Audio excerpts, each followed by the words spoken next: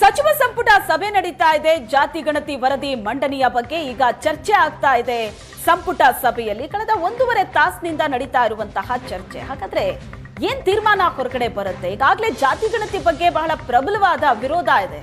ಪ್ರಬಲ ಸಮುದಾಯದ ನಾಯಕರು ವಿರೋಧವನ್ನ ವ್ಯಕ್ತಪಡಿಸ್ತಾ ಇದ್ದಾರೆ. ಇದೆಲ್ಲದರ ನಡುವೆ ಸಿಎಂ ಜಾತಿ ಗಣತಿ ವರದಿ ಮಂಡನೆ ಮಾಡೋದಕ್ಕೆ ಹೊರಟಿದ್ದು ಬಹಳ ಕುತೂಹಲಕ್ಕೆ ಕಾರಣ ಆಗಿದೆ. ಈ ಬಗ್ಗೆ ಹೆಚ್ಚಿನ ಡೀಟೇಲ್ಸ್ ಅನ್ನ ಕೊಡ್ತಾರೆ ನಮ್ಮ ಪ್ರತಿನಿಧಿ ಆನಂದ್ ಬೈದನ್ ಮನೆ ಸಂಪರ್ಕದಲ್ಲಿದ್ದಾರೆ. ಆನಂದ, ಜಾತಿ ಗಣತಿ ವಿಷಯ ಮುನ್ನೆಲೆಗೆ ಬಂದ್ರೆ ಸಾಕು, ಅಲ್ಲೊಂದಷ್ಟು ಆಕ್ರೋಶ ಇರುತ್ತೆ, ವಿರೋಧ ಇರುತ್ತೆ. ಬಟ್ ಈಗ ಸಿದ್ದರಾಮಯ್ಯನವರು ಜಾತಿ ಗಣತಿ ವರದಿಯನ್ನ ಮಂಡನೆ ಮಾಡೋದಕ್ಕೆ ಹೊರಟಿದ್ದಾರೆ. ಸಂಪುಟ ಸಭೆಯಲ್ಲಿ ಚರ್ಚೆ ಆಗ್ತಾ ಇದೆ. ಸದ್ಯದ ಮಟ್ಟಿಗೆ ಏನ್ ಅಪ್ಡೇಟ್ ಸಿಗ್ತಾ ಇದೆ, ಒಳಗಡೆ ಏನ್ ಚರ್ಚೆ ಆಗ್ತಾ ಇದೆ ಅನ್ನೋದರ ಜೊತೆಗೆ ಯಾವ ರೀತಿ ವಿರೋಧ ಇದೆ ಇದು ಅಂತ? ಶ್ವೇತಾ, ಜಾತಿ ಜನಗಣತಿಯನ್ನು ಸಚಿವ ಸಂಪುಟದಲ್ಲಿ ಮಂಡನೆ ಮಾಡಿ ಅಂಗೀಕಾರ ಮಾಡುವಂಥ ನಿರ್ಣಯಕ್ಕೆ ಸರ್ಕಾರ ಮುಂದಾಗ್ತಾ ಇದೆ.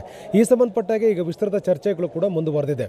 ಸಚಿವ ಸಂಪುಟದ ಒಳಗಡೆ ಭಿನ್ನ ಅಭಿಪ್ರಾಯಗಳು ಇರುವಂಥ ಕಾರಣಕ್ಕಾಗಿ ಈ ವರದಿಯನ್ನು ಮಂಡನೆ ಮಾಡಿ ಅಂಗೀಕಾರ ಮಾಡ್ಕೊಳ್ತಕ್ಕಂಥ ಕೂಡ ಅತ್ಯಂತ ಸವಾಲಿನ ಕೆಲಸ. ಆ ಕಾರಣಕ್ಕಾಗಿ ಎಲ್ಲರ ಅಭಿಪ್ರಾಯದ ಆಧಾರದ ಮೇಲೆ ಒಂದು ಸೂಕ್ತವಾದ ನಿರ್ಧಾರವನ್ನು ತೆಗೆದುಕೊಳ್ಳಬೇಕಾಗಿರುವಂಥ ಹಿನ್ನೆಲೆಯಲ್ಲಿ ವಿಸ್ತೃತವಾದ ಚರ್ಚೆ ಇನ್ನೂ ಕೂಡ ಮುಂದುವರೆದಿದೆ. ಈ ಜಾತಿ ಜನಗಣತಿ ವರದಿಯನ್ನು ಮಂಡನೆ ಮಾಡೋ ಸಂಬಂಧಪಟ್ಟ ಹಾಗೆ ಕಳೆದ 1 ವರ್ಷದಿಂದಲೂ ಕೂಡ ಸರ್ಕಸ್ಗಳು ಮುಂದುವರೆದಿದೆ. 2024 ಫೆಬ್ರವರಿ 29ಕ್ಕೆ ವರದಿ ಸರ್ಕಾರಕ್ಕೆ ಸಲ್ಲಿಕೆ ಆದಾಗಿಂದಲೂ ಕೂಡ ಈ ವರದಿ ಯಾವಾಗ ಮಂಡನೆ ಆಗುತ್ತೆ ಮತ್ತು ಇದರ ವರದಿಯಲ್ಲಿರ್ತಕ್ಕ ಶಿಫಾರಸುಗಳನ್ನು ಜಾರಿ ಮಾಡೋ ಸಂಬಂಧಪಟ್ಟಾಗೆ ಸರ್ಕಾರ ಯಾವ ನಿರ್ಧಾರ ತೆಗೆದುಕೊಳ್ಳಬಹುದು ಅಂತಕ್ಕಂಥ ಸಹಜವಾದಂಥ ಕುತೂಹಲ ಇದ್ದೇ ಇದೆ. ಆ ಕಾರಣಕ್ಕಾಗಿ ಇವತ್ತಿನ ಸಚಿವ ಸಂಪುಟ ಸಭೆಯಲ್ಲಿ ಈ ಬಗ್ಗೆ ವಿಸ್ತೃತ ಚರ್ಚೆಯಾಗಿ ಸಂಪುಟ ತೆಗೆದುಕೊಳ್ಳುವ ನಿರ್ಣಯದ ಬಗ್ಗೆಯೂ ಕೂಡ ಸಹಜವಾಗಿ ಎಲ್ಲರಲ್ಲೂ ಕೂಡ ಆಸಕ್ತಿ ಇರತಕ್ಕಂಥ. ಯಾಕೆಂತಂದರೆ ಸಚಿವ ಸಂಪುಟ ಸಭೆಯಲ್ಲಿ ಈ ವರದಿನ ಇವತ್ತು ಮಂಡನೆ ಮಾಡಿದ ತಕ್ಷಣವೇ ಎಲ್ಲವೂ ಕೂಡ ಅಂತಿಮ ಆಗೋದಿಲ್ಲ. ಇದಕ್ಕೆ ಆಡಳಿತಾತ್ಮಕವಾಗಿರ್ತಕ್ಕಂಥ ಪ್ರಕ್ರಿಯೆಗಳನ್ನು ಇನ್ನೂ ಕೂಡ ಮುಂದುವರಿಸಬೇಕಾಗತ್ತೆ. ಯಾಕೆಂತಂದರೆ ಇವತ್ತು ಮಂಡನೆ ಆದ ತಕ್ಷಣ ಮಂಡನೆಯಲ್ಲಿ ಆದ ನಂತರದಲ್ಲಿ ವರದಿಯೊಳಗಿರ್ತಕ್ಕಂಥ ಶಿಫಾರಸುಗಳನ್ನು ಜಾರಿ ಮಾಡುವ ಸಂಬಂಧಪಟ್ಟಾಗ ಸರ್ಕಾರ ಏನು ಮಾಡಬೇಕು ಅನ್ನೋದು ಕೂಡ ಬಹಳ ಪ್ರಮುಖ ಆಗುತ್ತೆ.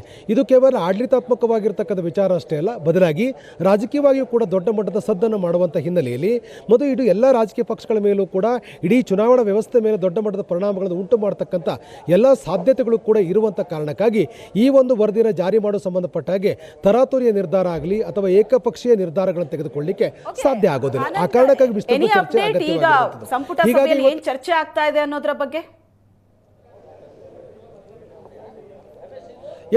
ಈಗ ಈ ಸಬ್ಜೆಕ್ಟು ಕೊನೆಯ ಸಬ್ಜೆಕ್ಟ್ ಆಗಿರುವಂಥ ಕಾರಣಕ್ಕಾಗಿ ಈ ವರದಿಯನ್ನು ಮಂಡನೆ ಮಾಡೋ ಸಂಬಂಧಪಟ್ಟಾಗೆ ಚರ್ಚೆಯನ್ನು ಕೂಡ ಮುಂದುವರೆದಿದೆ. ಅಂದರೆ ಚರ್ಚೆ ಮಾಡಿದ ನಂತರದಲ್ಲಿ ಸರ್ಕಾರ ಕ್ಯಾಬಿನೆಟ್ ಸಬ್ ಕಮಿಟಿ ಇಲ್ಲವೇ ತಜ್ಞರ ಸಮಿತಿ ರಚನೆ ಮಾಡೋ ಸಂಬಂಧಪಟ್ಟಾಗೆ ನಿರ್ಧಾರವನ್ನು ತೆಗೆದುಕೊಳ್ಳುತ್ತೆ. ಇನ್ನು ಕೆಲವೇ ಹೊತ್ತಲ್ಲಿ ಈ ಸಂಬಂಧಪಟ್ಟಾಗೆ ಅಧಿಕೃತವಾಗಿರ್ತಕ್ಕಂಥ ಮಾಹಿತಿಗಳು ಲಭ್ಯ ಆಗುತ್ತೆ. ಈಗ ಇನ್ನು ಕೆಲವೇ ಹೊತ್ತಲ್ಲಿ ಸಂಪುಟ ಯಾವ ನಿರ್ಣಯವನ್ನು ತೆಗೆದುಕೊಳ್ಳುತ್ತೆ ಅನ್ನೋದನ್ನು ಕಾದು ನೋಡಲಾಗ್ತಾ ಇದೆ. Shweta, yes, thank you Anand.